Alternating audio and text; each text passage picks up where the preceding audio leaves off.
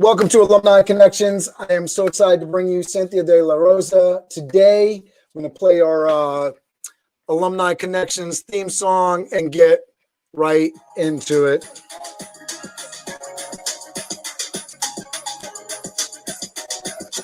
This is the Alumni Connections project. We all know Randolph is better than the rest. Even when you progress, you still gotta rep. Hey, Philip, Randolph Campus High School. But this is not a test, you should say it with your chest. Be proud of your origin, and if you are proud, support it then. Stronger together through unity, better together. Let's build the community. Randolph isn't a school or a building, it's a legacy. It's not in your past, it's your identity.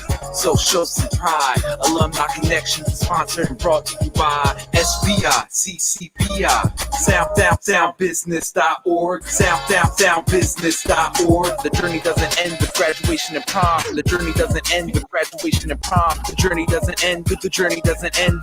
This is the Alumni Connections project. This is the Alumni Connections project. 8th Philip Randolph. 8th Philip Randolph. Randolph.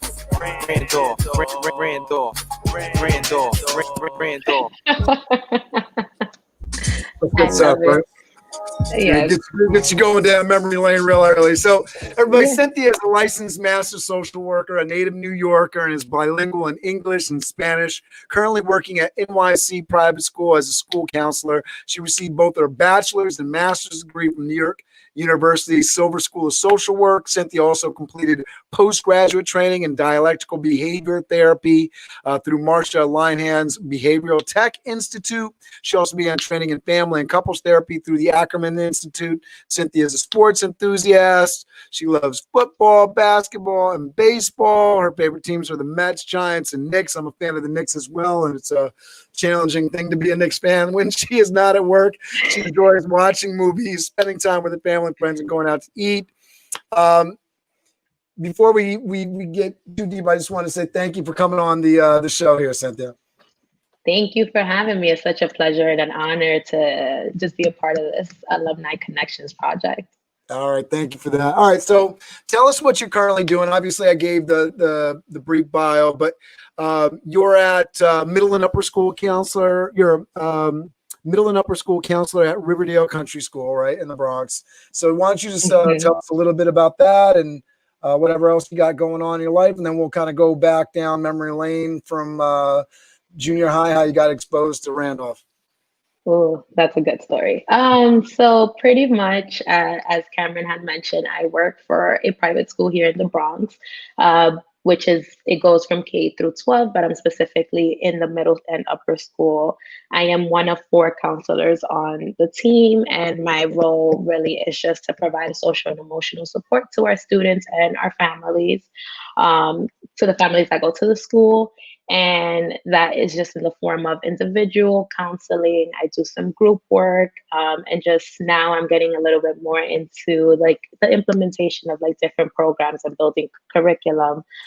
This is my 2nd year there, but I really feel like it's year 1, 2.0 because COVID hit and we had to move everything to remote. So it's been a very interesting journey. Prior to that, I was working at Mount Sinai Hospital, child and adolescent psychiatry. I was there I was there for a while. I did my internship, and then they asked me to stay on to work there. I was there for probably like 4 to 5 years between internship, and I also did a undergraduate internship.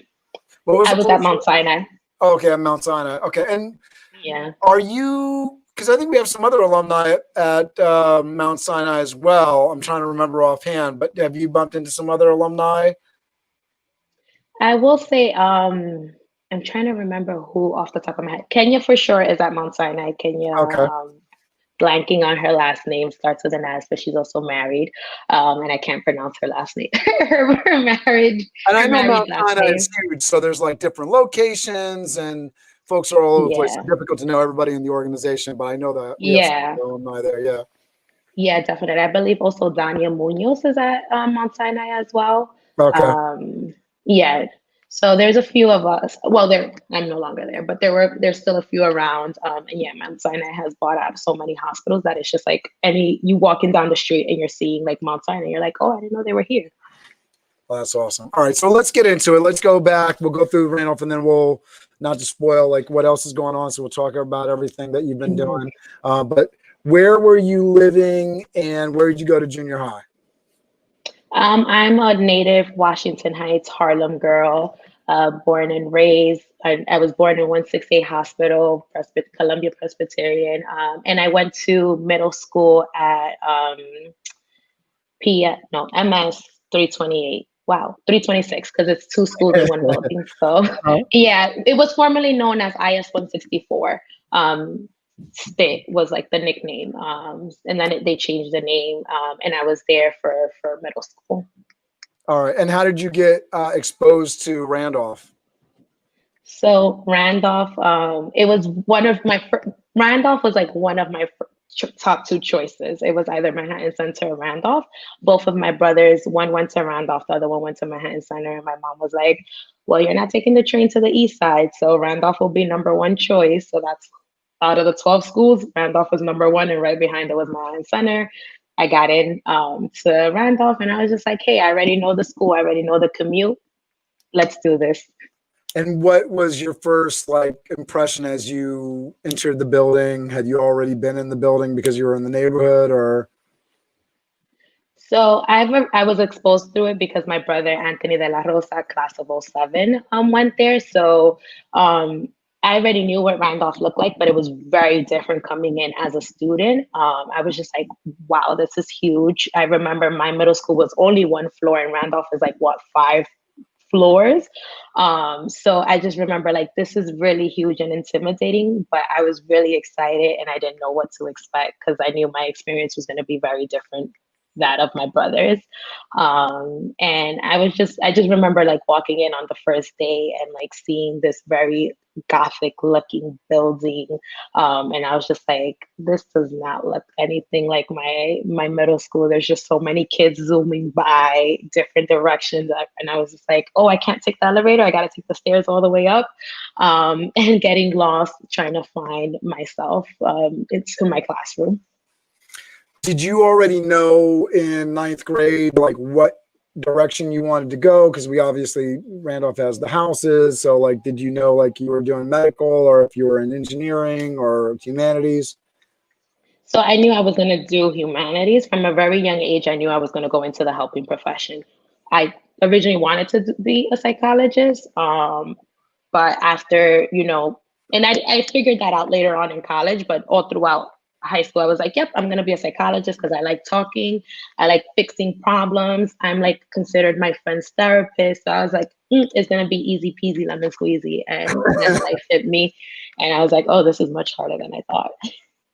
All right. So what was your first things that you started sort of interacting with? Obviously you had classes. I'd love to hear like favorite classes and places in the building, just to, sort of bring current students and alumni back to your experience in the building. But what were some of your first organizations that you were getting involved with? Were you involved in sports?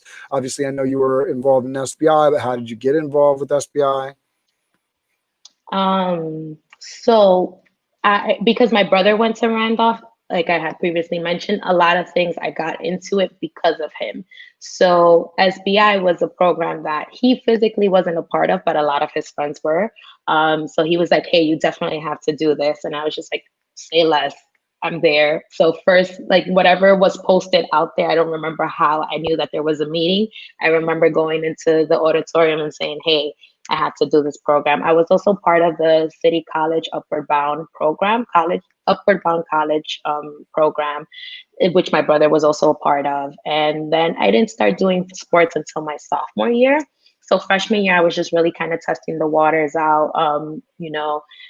This was my first time ever commuting farther than like 4 or 5 blocks. I'm commuting 13 blocks. So I was like, oh my God, I'm a big kid now, riding the bus by myself.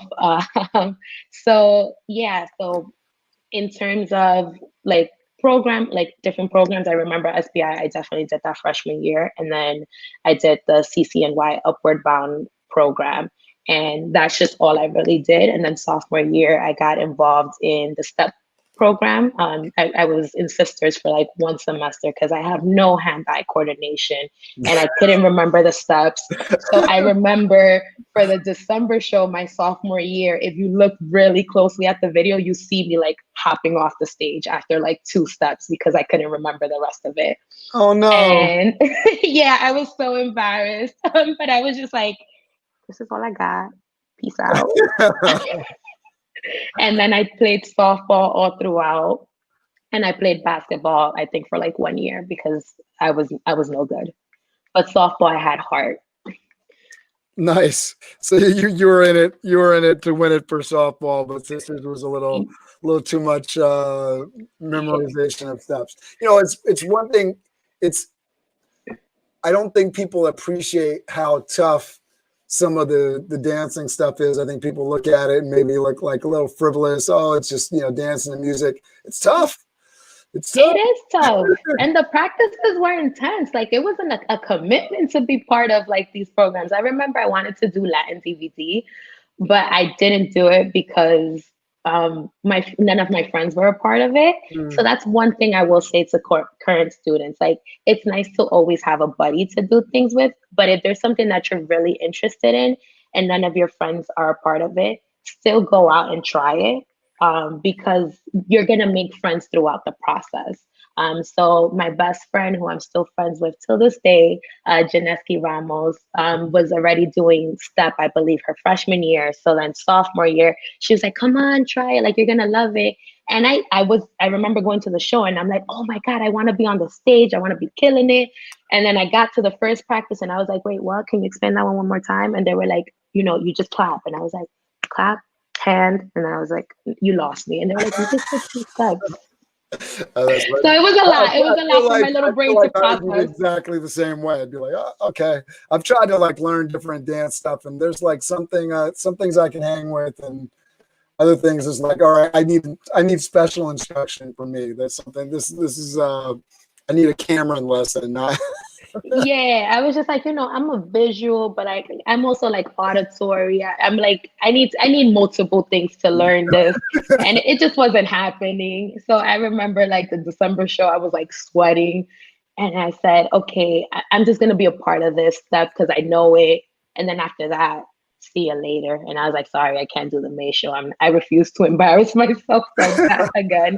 And sisters, because they were all great. And I was just here like, yeah, let me tell you, I really appreciate your message though around, especially for young people. I think it's particularly important, and then especially for older folks, it's really important, that idea of trying new things, and you will make friends when you get there. That's almost sort of the point, is that you'll meet some new people and really you either will or you won't. And the worst thing is, not having done something and then having that regret or not having that experience because you say, wow, I wish I tried it. So, for somebody that's in high school or college and there's a program out there and you're afraid because you don't have a buddy to go into it, get in there. Yeah, get in there. All right. So just do it. Yeah. All right. So walk us through junior year and senior year. What's going on? What are you thinking about? Were you getting prepared or getting a feel for what life was going to be like after high school? What was going through your mind? So I can't remember too much junior year, but I can definitely talk about my senior year. I would say like senior year, junior year, actually, I do remember it being a big year where we talked a lot about college, especially at SBI. And just more so towards like the second semester, like, hey, your grades really matter this semester because colleges will see that right off the bat. Thinking about SAT prep. So between having Thompson and Cameron in my ear about like, hey, you got to continue doing what you've been doing. And then I have like my CCNY folks like, hey, continue doing what you're doing. Like, this is a big year. So I remember spending my Saturdays going to the Upward Bound program. And I know Cameron and Thompson would have some programmings like after school. So that was just really like my time to get the SAT prep, getting my resume fixed, and just practicing those interviewing skills, which were very helpful. Senior year, I remember we're first semester, like we're going hard, getting these applications in. I remember it being midnight and I'm still working on a college, essay because I have to submit it within the next couple of hours to Thompson, so then they can check it over and make sure like we're set and ready to go.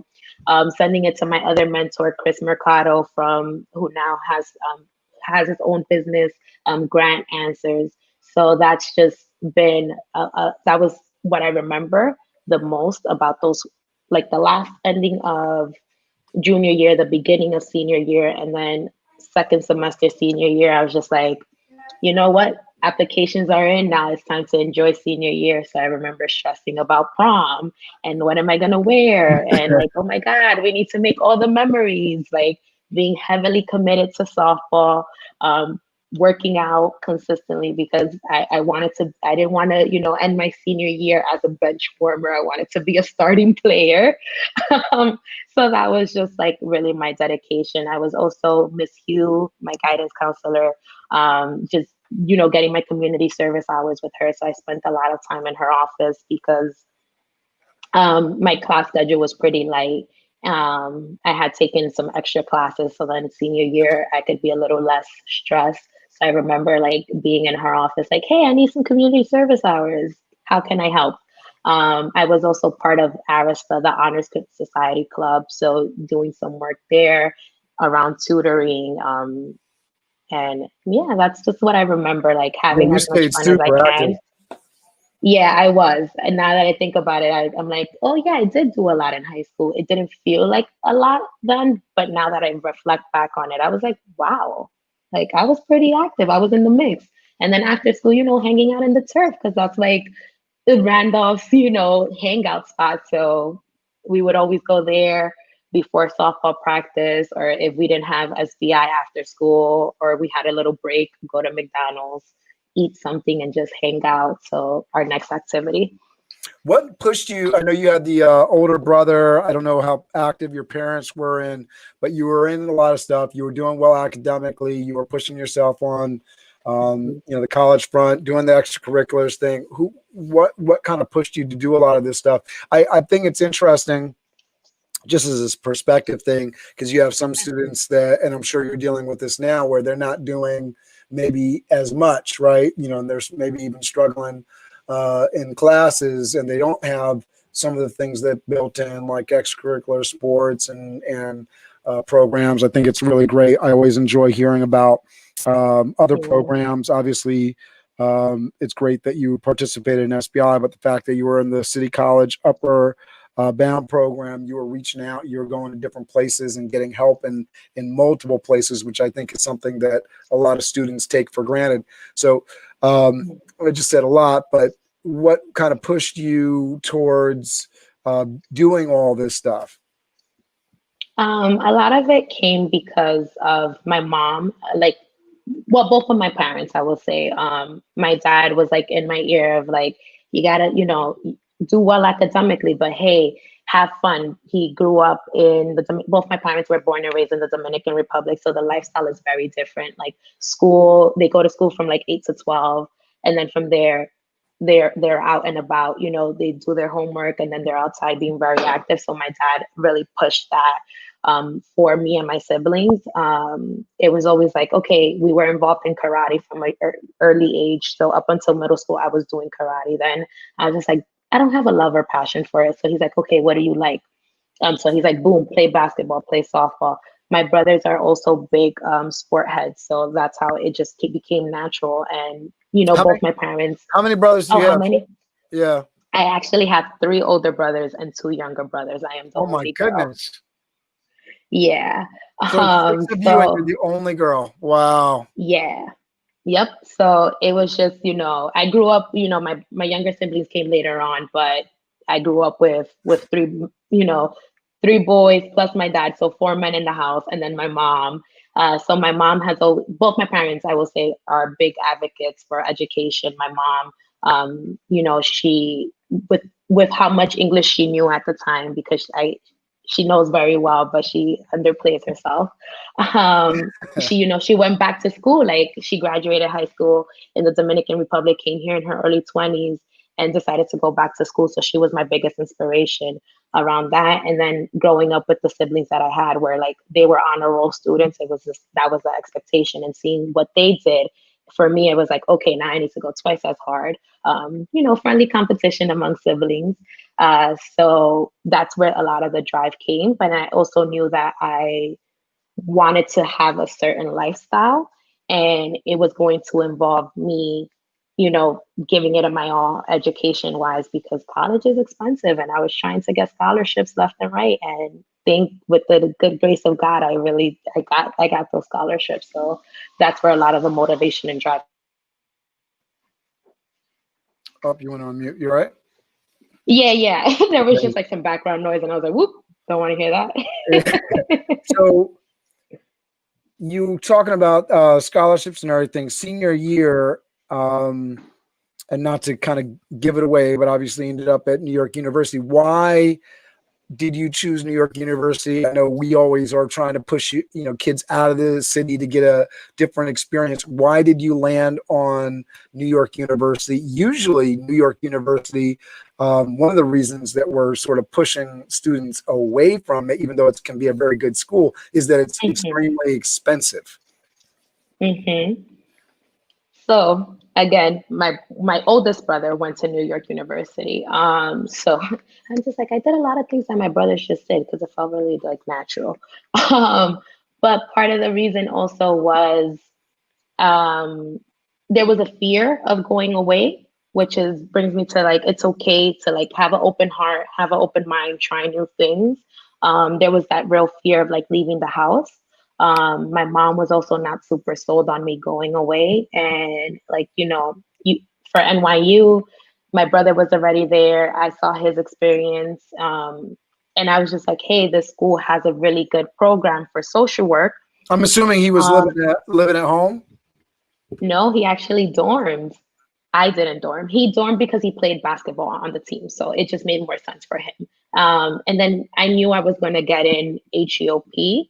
In my heart, I knew, which I did. So I remember having I'm just curious, did he have financial support from the school to stay on campus in addition to tuition for his academics? So I don't remember his financial aid package like super well, but I think that he did have to take a partial loan to live on campus. Okay. But that was like a decision he made. And then once he graduated, I saw how much he left with debt, and I was like, wow, I'll just live at home, take my little A train, like it's all good. Like I at that time I wasn't worried about doing laundry. Is it EOP or HEOP through HEOP, yeah, higher education opportunities. All right, so HEOP through NYU, did they take care of everything for you, or did you have to take out some loans as well? I had to take out some loans. It wasn't huge. I will say that I did my master's and my bachelor. So part of the reason why I did that is because with social work, if you get your bachelor's in social work, your master's degree, it's a 1-year program. So you do an accelerated program. So I went to NYU for, I was there for 5 years.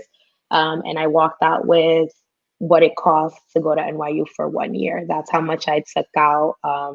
Like all my scholarships covered it, and my loan was just half of what it costs to attend NYU for one semester. Yeah, so I felt like I was extremely considering people are leaving college with like $130,000 of debt in some cases. I would say that's a deal. So you got through it really well. I imagine it's not fun paying back those bills, but at least it's not $130,000, right? Yeah. Hey, if you want to go into the numbers, it's nothing compared to that. Like, thankfully, I've been able to pay off my student loans. I have very minimal left, and a matter of like, I just felt like I had a lot of good people in my ear and then like on my back. That's like, great. I remember talking to Thompson, and he was concerned from a financial aid perspective about me going to NYU. And I was like, I hear you, and this is something that I need to try out. Like, I need to apply. And once I got in, I got a better package to go to NYU compared to some of the other schools that I had applied to, like Binghamton or like Stony Brook. So I was like, hey, I might not get the experience of dorming, but for the price, I'm okay with that. And I always thought like, oh, I can study abroad, which I ended up not doing, which another thing, go ahead, try it, do it. So yeah. So I was fine with my decision. Like I'm very grateful because it's placed me in a position that I am today.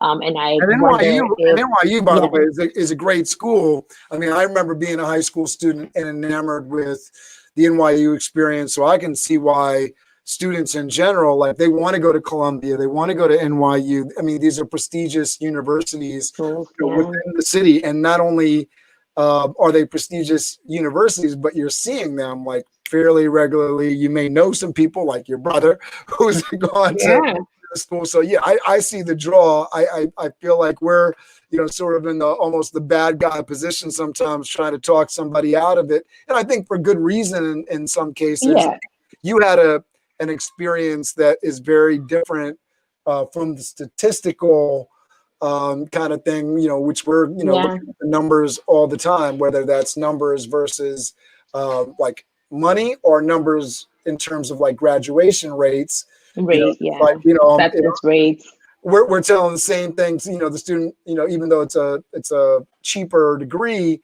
money wise, but not to go across the school to city college because they got like a 6% graduation rate in 4 to 6 years. Now we have alumni that have graduated from city college and they did just fine, but fine, yeah. you're just working with the numbers and the statistics that you're given there. Do you want to send someplace where, the financials usually work a little bit better, the graduation rate is usually a little bit better, or taking these chances and you're throwing the dice, and that's where we are. So sometimes I feel like we're in the situation of being the bad guy, given what I think is good advice, but you got always exceptions. But you never know what's the hand that's going to be dealt to you. So Yeah. that's one thing that I was very appreciative of, that sometimes I feel like there's a lack of that, of like the reality check. For some people really do need that. And then some people are like, hey, this is how I always break it down to like the students I work with. Like, have your dream school, have like your dream / reach schools, Yeah, 'cause now have your you're safety schools. without ruining the plot here, because now you're Yeah. giving out advice to kids yourself. Yeah, I mean, I will clarify, I am not a college advisor. I don't, the school I work for has separate college advisors. But it's something that like when I was back in the hospital, and even I still do it now, working with students who are in their senior year, that's one thing that I always say, like, hey, have your dream school, go for it and apply. But you need to be ready to, when reality hits you, whether you get that acceptance or not acceptance letter, if you get that financial aid package and it doesn't look really pretty, like you're gonna have to take out over $25,000 in loan each year. Like, are you ready for what's gonna happen, and especially the degree that you're gonna go for? I didn't go into social work for the money. You can clearly look up how much social workers made, but it was a personal decision. It was something that I felt like I was called to do social work. It just landed for me. It was something that I was very passionate and driven about. So I was okay with not having like the 6-7 figure salary, which is actually a misconception about social work. But regardless of the matter, it wasn't what I went to, like, it wasn't my intent Yeah, no, I behind understand. going And, for a degree. to me, you're a Yeah. hero, because I hear somebody say they want to be a social worker, and I'm like, the same way I can't do some of those dance steps. I'm like, I can't take that kind of psychological pressure when you're dealing with somebody else's challenges and problems and internalizing them. It's a very hard kind of thing to do. So you are a hero. Thank you for No, what you thank do. you. Yeah, no, it's tough. It's a tough job.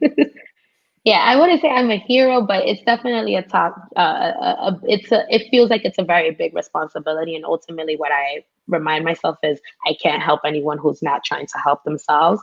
I'm just really here to be a guide. Most of the times, we do know the answers to how we can resolve our problems. It's just a matter of helping someone find healthy coping skills to get to that solution.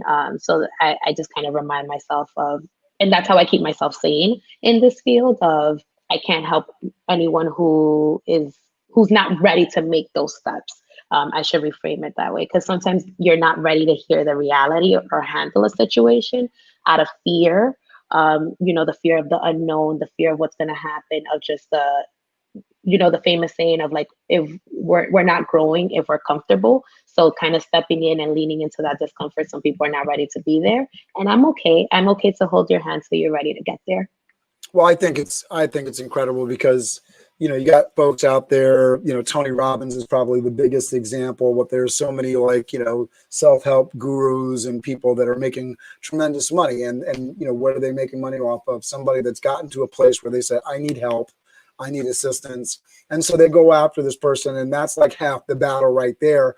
For social workers, you're stepping in a lot of times, I feel like, at a point where somebody doesn't really know that they need help. They don't know that they need that assistance, and that's tough. That's a lot tougher of a job. It's one thing to sort of break through a wall of resistance in somebody that's come to you for help, and you're just giving them that aha moment of, did you realize that, and now, oh yeah. You have to break down the opposition to therapy and then hope that something sticks. It's a tough job. Yeah, definitely. A lot of like, part of my role is helping like destigmatize mental health, especially from Black and Brown communities, where it's often seen as like it's a bad thing to do therapy, or like you're crazy, whatever the case may be. So a lot of it is like, actually, no, this is a strength of yours, that you're actually recognizing this and reaching out for help, versus taking that all in and not knowing what to do with it, and then still struggling. Yeah, absolutely. Talk to me a little bit. So we got to the fact that you ended up at NYU. So tell me a little bit about your experience at NYU. Yep, go ahead. I'm so sorry. Someone's knocking on my door really abruptly. No worries. Do you need to go? All right. I'll talk a little bit. So Cynthia went to NYU. And so I want to talk to her about her experiences at NYU. I've done classes at NYU. And one of the things that's really cool about New York University is that it's right smack dab in the middle of New York City, downtown Manhattan.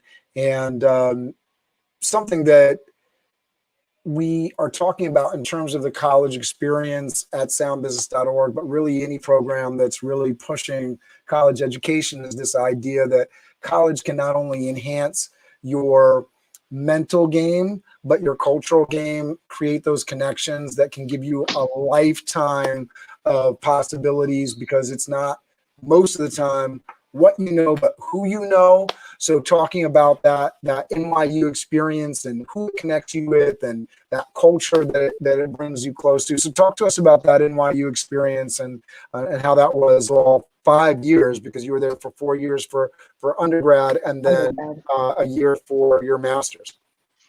Yeah, so I will say that I really enjoyed my experience at NYU, but I will say it was a cultural shock, coming from, living in Washington Heights, Harlem area, going to school in Harlem, Washington Heights. So I never felt like I understood race. I knew about my race. I knew I'm a proud Afro Latina, roots firmly grounded in the Caribbean, the Dominican Republic. But there was not much exploration of that, because I never felt like I was the minority because I was in a school where I was the majority.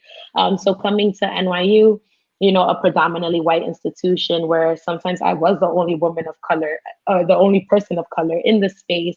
So there were moments where, we're talking about like the Black American experience, and they would turn around and like people would look at me like, hey, so you want to chime in? And it's like, I'm not the voice of like every Black person. So no, I'm not going to chime in, but I can speak from my experience if I felt comfortable.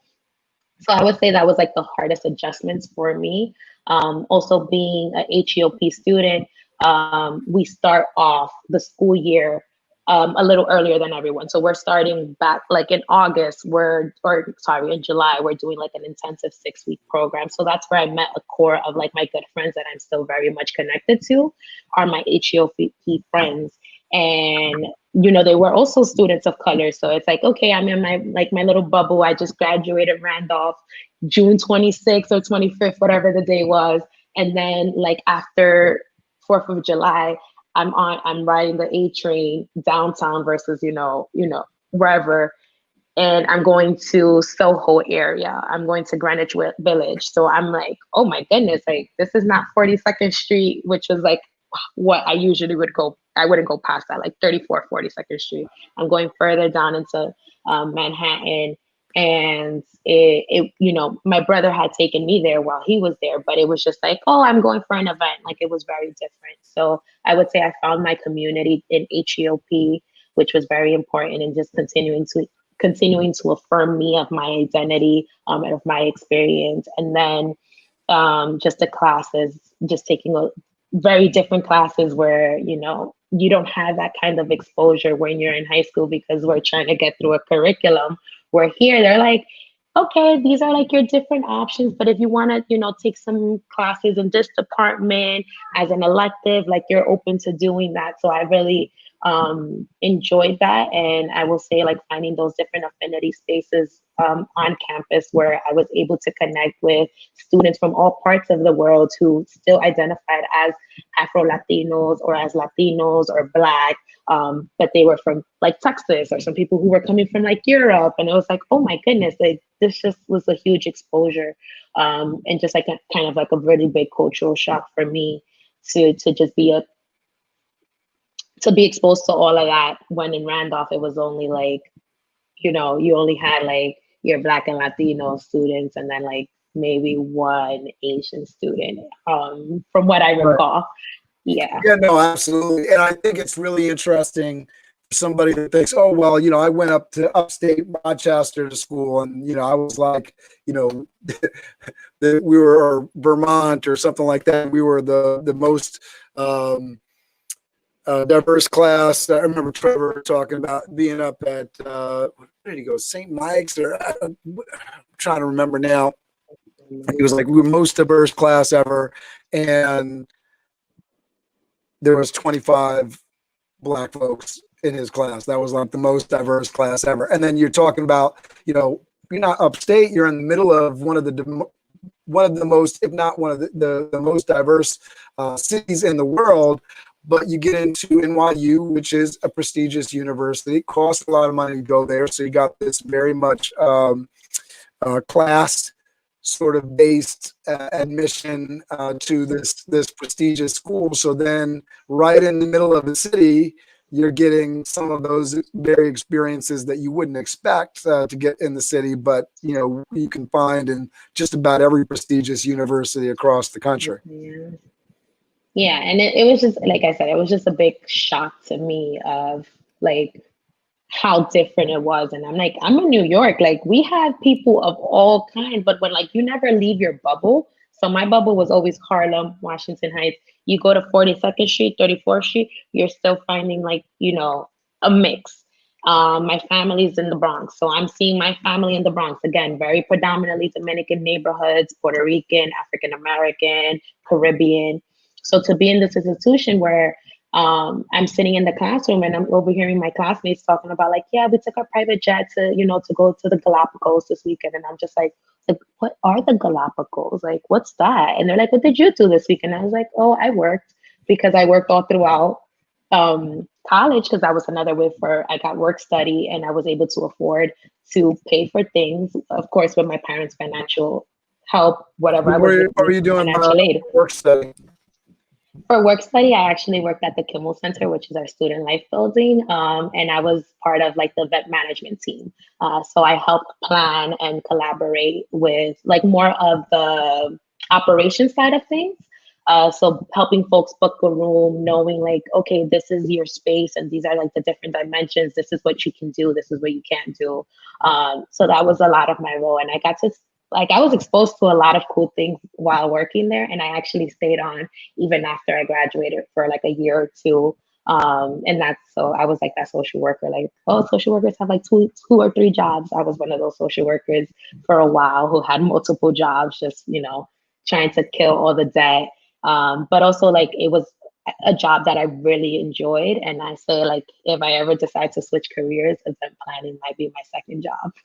Oh wow! So you get into my stuff. So I have a staffing company. I do events for a living. Yes. So yeah. That's my. If you ever want to, yeah. I got some connections there. We'll talk afterwards, if I want to, if I want to get into it in the future, because I will say, like, I remember being for events where we had people like Ice Cube come through, or what I remember one time we had Khloe Kardashian coming in for an event. Alec Baldwin had his wedding there, and I remember him coming by to sign contracts, and I'm just like being starstruck. Cameron Diaz walking through Washington Square Park, and I was just like, what is this? So it's been like just a big, it was a big change, and I And really, really this is the enjoyed. beauty of attending a NYC prestigious university. You got that kind of stuff going on. Yeah, it was just like, oh my goodness, like this is nuts. So I remember just doing that for a while, and I was just like, I still want to work here. Can I still work here? And they were like, yeah. So they hired me on like as a contractor, and I got to do some really cool events. So that was kind of like extra money, but it was just really like a break from all the heavy stuff of being a social worker. I'm like, okay, let me just kind of do a job that it still requires a lot, but it's the emotional baggage is not the same. Also, if you ever want to get into events, Marissa Wilkes is an event planner for Open Society, and she's on the board of SBI. So you got connections. You got connections. You see, and this is the importance of networking and sticking close to your roots, because you never know where the branches take you. And then you never know who you can tap into and they can help you connect. So who knows? Maybe that might be like my second career down the line of like, I'm going to open up my own event management company with a social work, social justice focus. There you go. Yeah, it's needed, right? Really, especially in this day and age, so important. Yeah. And I love doing these interviews because I definitely did not get that from your LinkedIn, and I definitely did not get that from the bio. So it's cool to hear about. So talk to us about, and I will just add something because you mentioned a couple times of like the train and 42nd Street still having the mix. So for folks that haven't done it, having that train ride from downtown to up down and slowly watching the white folks kind of get off the train as you get closer and closer to 86th Street, and then it's a whole different subset of folks. That although the city is changing now, I imagine it was much like it was when I was riding the train back in the 90s, where that was certainly the case. As I was riding up to 135th Street, the dynamics of the people on the train would change greatly. Now Harlem is like the new village in terms of the gentrification and whatnot. So it's a little bit different now, but I imagine it was that way. So you get that kind of culture shock as you're doing that, and you certainly get it inside the buildings of NYU. So talk to us about, as you were sort of approaching your junior and senior year of NYU, knowing that you're going to the master's program, what are some classes that really excited you, that you really thought like, man, I'm so happy I'm here? Were there any things that were like, were there moments where you're like, why am I here? I regret doing this. I think everybody has that moment in college, right? Oh yeah, definitely. No offense to like my policy teachers, but I remember sitting in like my social work policy classes, like, this is not what I want to do. I don't care about this. Like, I'm gonna flip a table because I'm over it. Because the policies that just kind of keep us down in the press are just like, why are we learning about this? How can we change this? So I remember like those were classes that like I just did not have an interest for. That would just bring up a lot of emotions for me. But I would say one of like my favorite class were my practicum, just because of like the professor, and it was, I'm talking about like what's going on in my internship. How does that relate to, connecting it to the theories and like the different practices. We had one class called Diversity, Race, Oppression, and Privilege, which is our drop class. That was a super interesting class to just really examine like race and like how privilege and diversity and oppression is just like, so interwoven and intertwined into like our everyday life that sometimes until we sit and really analyze these things, we're not thinking about, or we're seeing it, but we're so accustomed to it that we're not realizing that like a lot of things that we experience is actually, it's very traumatic. But because it's like, oh, this is the typical experience, we're just like, oh, you don't go through that? No, you're the weird one. Like, or like, that's different. So I would say like those were like some of my favorite classes throughout the program. I had to take a few math classes, like one or two, maybe three. Those weren't fun because math was never my strongest suit. But I remember like just getting more into classes specific to my major. I really enjoyed those. What other class I would say was a good one? Or actually, I would talk about like classes that I did not take more of. So like I didn't really take Africana studies or like Latin American studies, because I felt like, hey, I know my history, but I'm quickly have learned this. Like I don't know my full history, because oftentimes the way the curriculum is set up in many schools, it's just you learn about slavery, then you learn about like the civil rights movement, and then that's really it. But I'm like, our history is beyond, from slavery. Like we are descendants of kings and queens, and like a lot of kids don't know about these things. So I would say that's one thing that I would go back, if I could go back or do, and actually I can still do it now. It's just like take more classes about African American studies and like Latin American, and just like how that all intertwines, is very important. And it's just a good way to have like a little bit more insight on like your sense of culture and things of that nature. Yeah, so important right now with everything in the news and It's people going on, yeah. having a crazy distorted version of what makes history, especially like, I mean, we're dealing with US history all the time, and I love going back and looking at the history of other countries, because we just, as Americans, I don't think we are aware very much at all. I know that until I started looking at stuff, and there's so much stuff I don't know, but looking at everything from oh man, colonialism, just looking at the way the maps are formed, in the United States, and then what kind of logic people are putting behind these statues and stuff that are just recently coming down, and like down, yeah. It's like you guys, like it's such a mess. Yeah, I was gonna say it's a hot mess, and I think it's part of like that lack of education that's missing. Of like, if we really understood, like we're talking about like America, like the home of the free, the home of the brave, and whatever else is on there. Like it's really bad. I've recited this all my life and I can't remember it.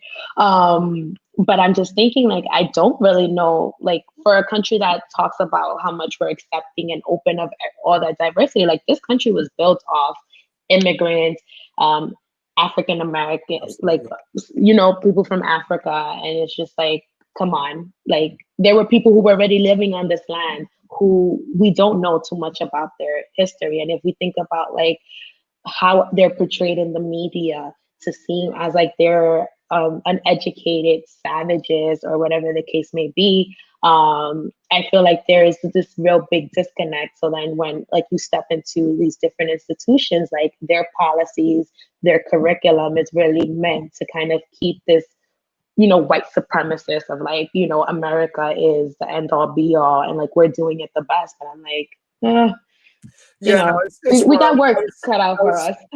I was talking to somebody today. We just got into a little bit of talking about Native peoples. We started out with Hawaiians and the fact that, like these tech billionaires own more land in Hawaii than in the folks that, ended up, that are of that land, of that, place. And talking about, and the guy made the comment that, oh, but the Native folks are making the money back from the casinos. And I'm just sitting there like, what? Like, I'm like, no, that's not how, really? That's not how it works. You know what I mean? Works, yeah. It's, or if in some way you could say that was something, which I don't know that you can, the fact that that's been traded for, lives, children, culture. I mean, it's just a just a wild free-for-all in terms of what has been taken from so many people, from the Indians to Black Americans that were brought over here on slave ships to every culture and creed that has been had their back broken by American society. It's just it's a crazy thing. In Western ideation, Yeah, it's pretty wild. And I think one of the things that gives me hope, though, is that it's brought out. We're in the internet age. People can look it up and see it more than ever before. And even with somebody, crazy like we got in the White House right now, enough of what is being said is at least bringing the stuff to the surface so that it's visible and people are researching and protesting. And change doesn't come without that protest, unfortunately. Change doesn't come without some sort of violent upheaval. So, I think that's our way of making things better. From the Boston Tea Party on forward, this country doesn't change unless there's some kind of massive protest and, unfortunately, blood. But a lot better than blood that nobody's seeing and just people being abused. But this is something where, we're actually pushing change forward. Yeah. I mean, nobody wants to see it that way, but no. I think it's a lot better than people being shot and it's just not in the news, right? Right? It's unfortunate the level of it has to get to that extreme for the awareness to come through. But I will say that I am very hopeful for for generational change. I think that younger and younger, they're becoming more educated and more aware. I just think about people within my circle, how we're constantly having these conversations, like how race is very prevalent in all different systems, and how we need, the representation really matters, and a change in curriculum, more people in positions of power who look like us to really help push those changes forward. So, they're happening from people who are on the front lines protesting, physically using their bodies and their voices, and then people who are more on the behind the scenes of we're in these spaces trying to come up with policy changes, really working towards that. So it does give me some hope that there's going to be some change. How quickly is it going to happen? It's going to take years, but I'm hoping that, the fight continues, and more and more people are just becoming more educated and advocating for a lot of these things. Yeah, no, I'm really hopeful when I see somebody like yourself.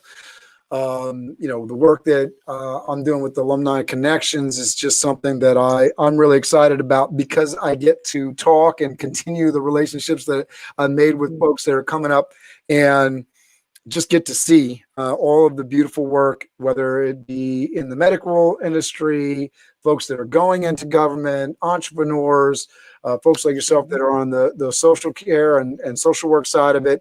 It's just something that's really exciting to me, because you are the change, right? We are the change that we want to see in the world. And transparency, which is, what the whole thing, that's kind of what I'm getting at, is that, we're able to see a lot of the stuff we weren't able to see before. So now you see it. And so transparency, I'm just hopeful for a day where we get to see, all the backroom deals, like nothing is in the shadows, taxes are out, for the orange man in the office right now. So, you're starting to see a little bit more of that kind of stuff, but all across the board, transparency. So you can see, all right, I'm a female, I'm getting paid this much less than my male counterpart that's making the same, that's doing the same job as I am, that kind of thing. Transparency, I really think, is the cure to so many of society's ills, because when it's all hidden in the back shadows and people can say whatever and nobody really knows, that's how things stay the same. Yeah. And I think there's just so many people who are shining light on this, of they're calling out, they're calling in of let me see this, let's see how this is really happening. And just, the use of social media is a very powerful tool that is bringing a lot of these things to light, because if we think about the news is only going to share certain things, but social media, anyone can go ahead and post things and it'll go viral, and it's okay, now I'm going to do some more research on this because I want to educate myself. And hey, here's all this information that we thought we didn't have access to, but it's actually coming out to light. So I think, you know, the power of social media is, you know, there, you know, the cute pictures are good, but finding yourself like, you know, really cleaning up your feed in terms of following pages that are promoting things that are very much aligned with what you want to do. So my social media, I'm following a lot of mental health pages, a lot of social justice advocates. But hey, I do have my meme pages because, you know, finding those pockets of joy is also part of the resistance and how to move forward. It was interesting. I was a part of a conversation recently with a networking group, and we were asking the question, what's your favorite email to receive? And of course, we're dealing with business professionals and everything. So, you know, some of the answers were, you know, I like getting that email that says I got that sale. But I'd say more than a third of the answers were like, I like receiving a funny you know, video in the email. So I think understanding that, you know, joy is a big part of what we do and is important is amazing. So I want to kind of continue our story so we get to kind of accommodate. So how did you move from NYU to your current position? Walk us through that journey. So while I was at NYU, actually the summer before my senior year, so I'm wrapping up junior year, one of my dean had told me about this program. It's called the NARA Alliance, and it's pretty much to get people of color more involved into the health field. So like, you know, juniors, seniors, and it's a 6 to 8 week program. So from there, that's how I got at Sinai. So I was there for a summer internship. And then I was, you know, very blown away by the work. I didn't know like the different levels of how social work just taps into different places. Cause again, I'm coming back with the psychology background, but a good friend and mentor who was already in the field was like, hey, it sounds like what you want to do is more aligned with social work. So I'm at Sinai, I'm doing this summer program, and then I come back. It's my senior year. I'm working at my senior year. I can't remember my placement. I think it was at a public school.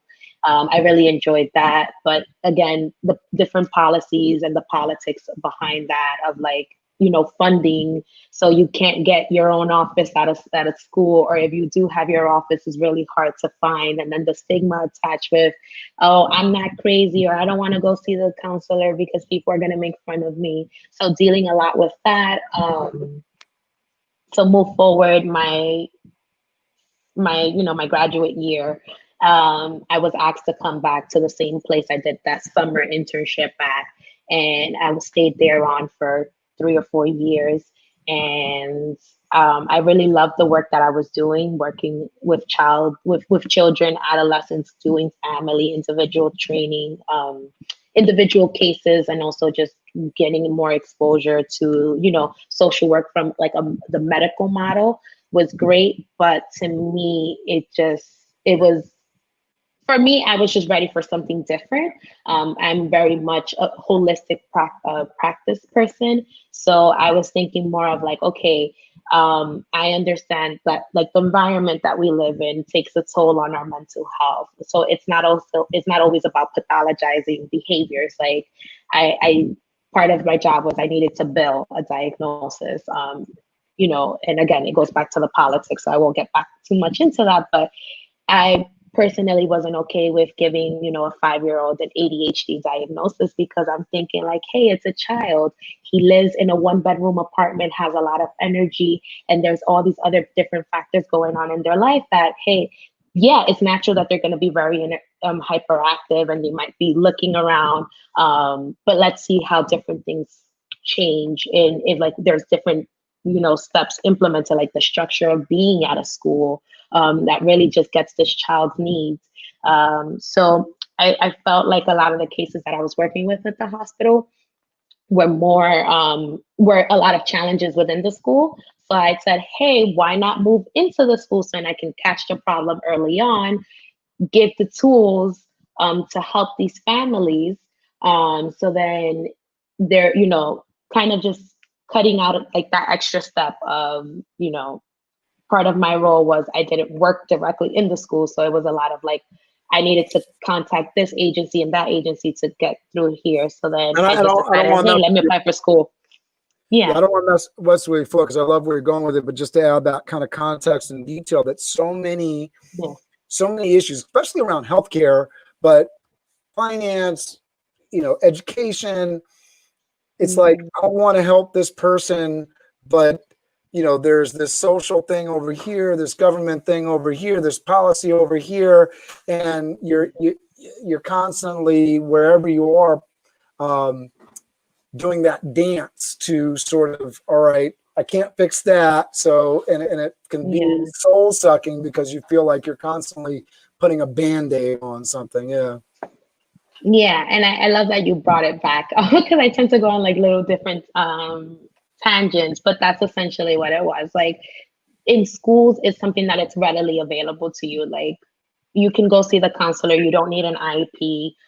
Which is an individualized educational plan. Like if a child wants to go in and say like, hey, I'm feeling sad today, or I'm feeling angry, or I'm really happy and I just kind of want to talk to somebody. I really like that informal piece of versus like being in a hospital. So that you do run into the challenges of like being in any community health clinic or in a hospital where, access to healthcare.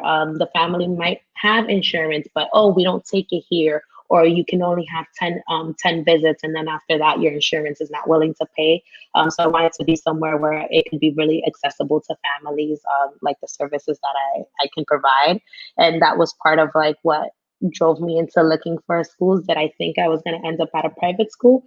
No, but I really enjoy the work that I'm able to do there. And I definitely want to continue to partner up with, SBI or like different organizations that gave back to me so well, so I can give back to people from within my community because, again, that's awesome. I'm at a private school. Yeah, I'm at a private school. So I do get to touch on like with different folks, but I also want to also provide this service. Again, for me, it's a lot about accessibility. Like I want to make what I can provide humbly, because I know I'm not a savior or anything, but I would like to share what I've learned, make it accessible to all.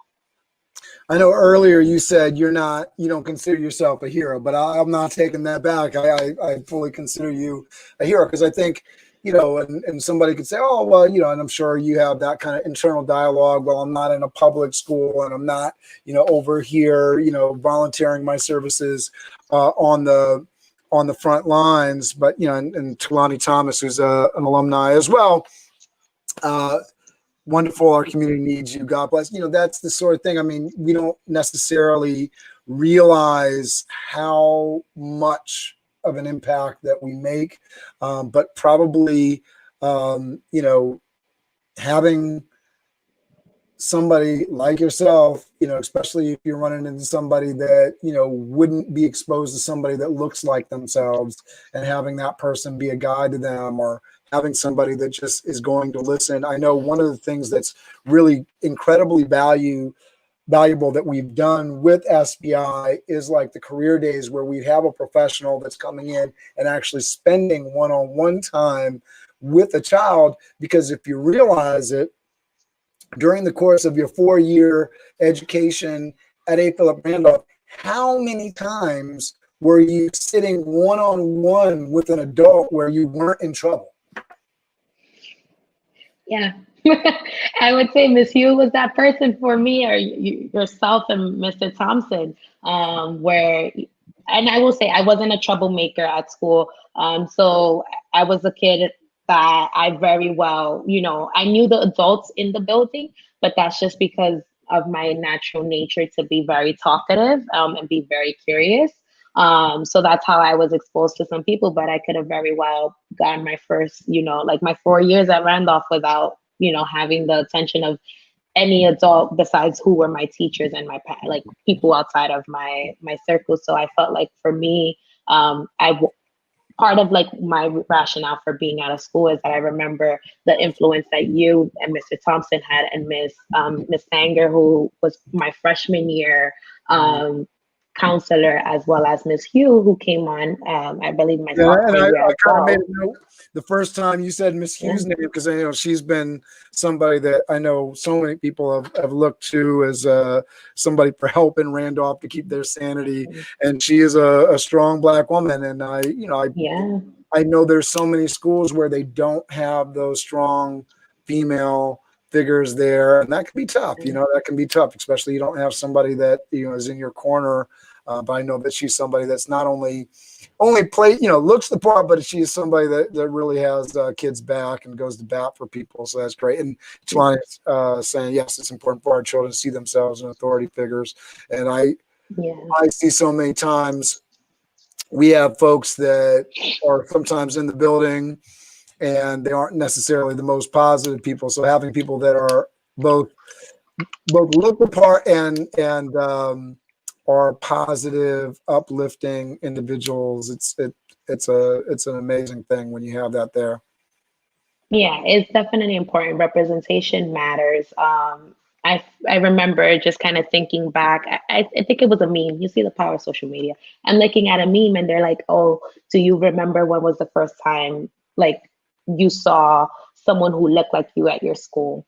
And I'm sitting there like, I went to school, in Harlem, Washington Heights, and I remember having a lot of teachers who were white, but I also do remember early on, like from Head Start, I did have teachers who looked like me and spoke the same language as me. And it's, as a child of immigrant parents, I'm speaking one language at home, but I'm stepping outside, and I'm speaking a different language. So finding someone who can kind of be a bridge to both of like, I'm speaking Spanish and English, and you look like me because, it really does help with that development piece of like that sense of identity, and just overall personal growth of like that reassurance and affirming a kid's experience, like, okay, you kind of get it, or you do get it because we're coming from the same background. Is super important to, and also it just gives them that inspiration, like, hey, I could be you one day.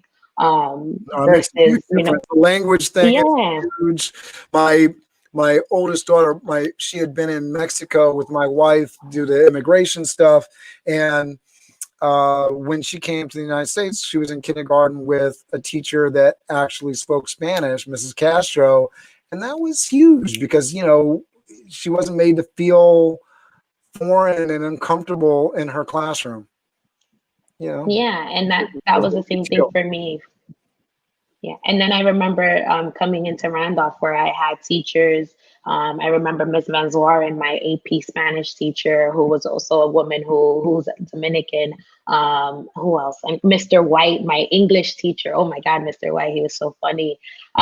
He's a Black man, very old school. So it was nice to have someone who kind of looked like me sitting in front of the classroom versus just someone who just did not connect to like certain experiences.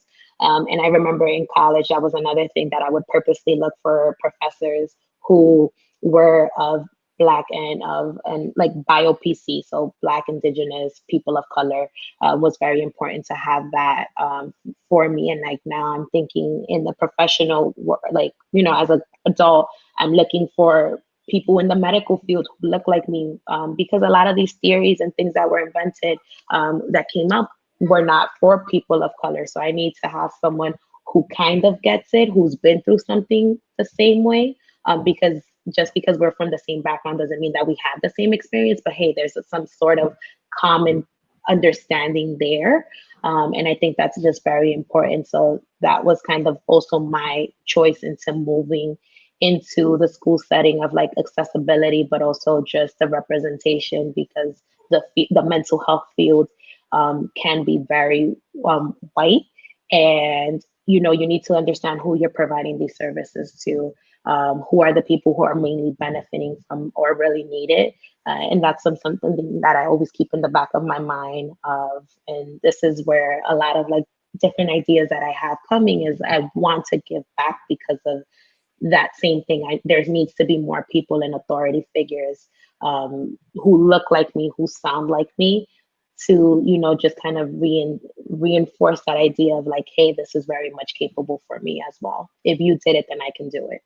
Yeah, that's awesome. I also find that I think it's great when you get folks from backgrounds or different backgrounds where they're accepting of different backgrounds, because I get tired of the ignorance when you have somebody that's in a professional position and they just have not been exposed to any kind of cultural difference, and there's just a level of ignorance there that when you recognize it, it's just like, oh boy, no. Yeah, it's like cringeworthy. It's hard to get past. You want to try to suck up the professional value from this person. That people have experience, but when you're constantly having to say, well, okay. Yeah. All right. So, yeah. So you're currently at middle upper school counselor at Riverdale Country School. Do you got anything else going on that you want to tell folks about? And then if we can move into like, who do you want to connect with? Like, what do you think the future looks like? And how do you want people to connect with you? Yeah, so outside of my main role, I have like a few projects clicking in my mind that haven't been fully executed. And I think it's just part of it is like, there's just so much going on. I don't know which direction to go, but I recently started a mental health page along with a good friend of mine from college, the community.sisters. So please check us out on Instagram, where it's just really a place to provide resources and destigmatize mental health. So that's just really for people of color, for Black, Indigenous people of color. That's the main motivational. Again, it goes back to accessibility. I'm also going to be starting a yoga certification because the importance of connecting the mind and body and spirit is essential for the healing process. So a lot of the times I'm working with a trauma lens. Our body holds on to a lot of that. So as much as we process it, like speaking about it, so our body will hold on to it. So the importance of movement. So I think that's something that I don't know where it's going to take me just yet, but just having the knowledge and background of yoga, I think will just help me provide better services to anyone who I come across with.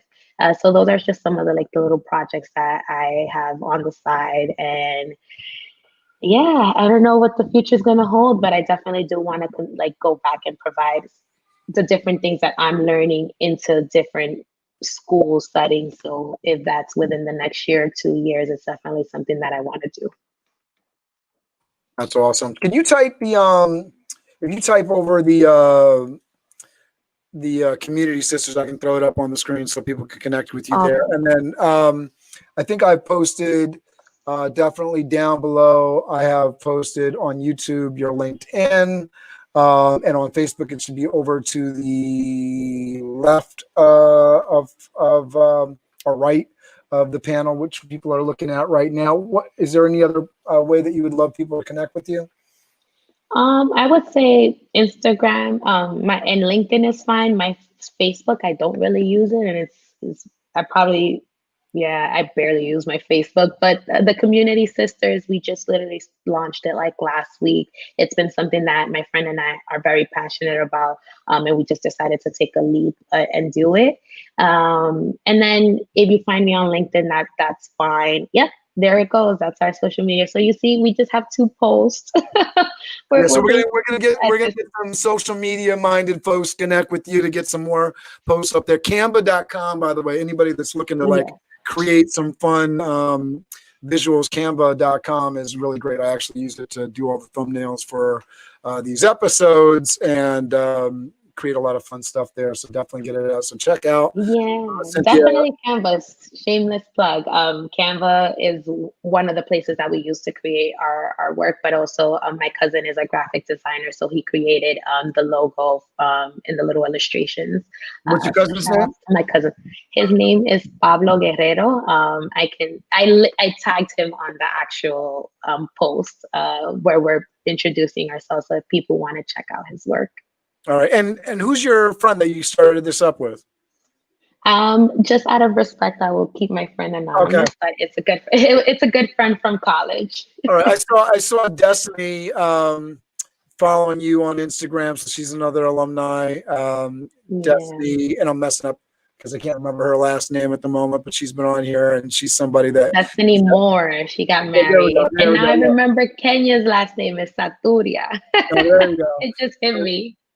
Also in those in these spaces around social work and everything, so great people to connect with. So definitely connect with Cynthia at community.sisters on Instagram. I'm hitting the follow button right now. Yay, all right, follow us.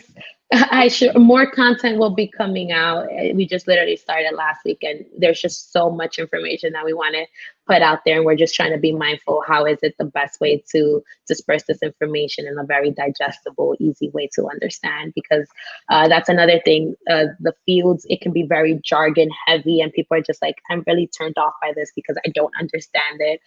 So that's something that's very important to us, to make sure that our information is digestible, and it could be very, like, you can understand it. That's awesome. Yeah, no, it's so needed. So I'm glad that you're doing it. I'm going to give you the last word here. Please tell everybody again how they can connect with you, and say goodbye to everybody, and I'll play out. We'll dance a little bit to our Alumni Connections theme. I'm ready to dance. Go ahead. So feel free to follow on the social media page at community.sisters. Feel free to find me on LinkedIn. My personal Instagram is also a way to connect with me. So CYNX3_19 is my Instagram. That's my personal, but LinkedIn, Community Sisters. I'm more than happy to chat with you. And it's been a pleasure. I can't wait to connect with folks and just continue the good work that we've all been doing. All right. Thanks. Hang out for a second, Cynthia. Thanks for being on this. I'm going to play our theme here. Thank you guys so much for having me. This is the Alumni Connections Project. We all know Randolph is better than the rest. Even when you progress, you still gotta rep.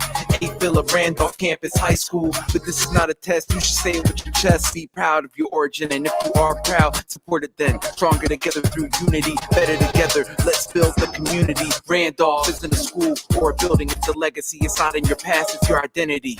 So show some pride. Alumni Connections is sponsored and brought to you by SBI, CCPI. Soundbusiness.org. Soundbusiness.org. The journey doesn't end with graduation and prom. The journey doesn't end with graduation and prom. The journey doesn't end with the journey doesn't end. This is the Alumni Connections Project. This is the Alumni Connections Project. 8th Philip Randolph. 8th Philip Randolph.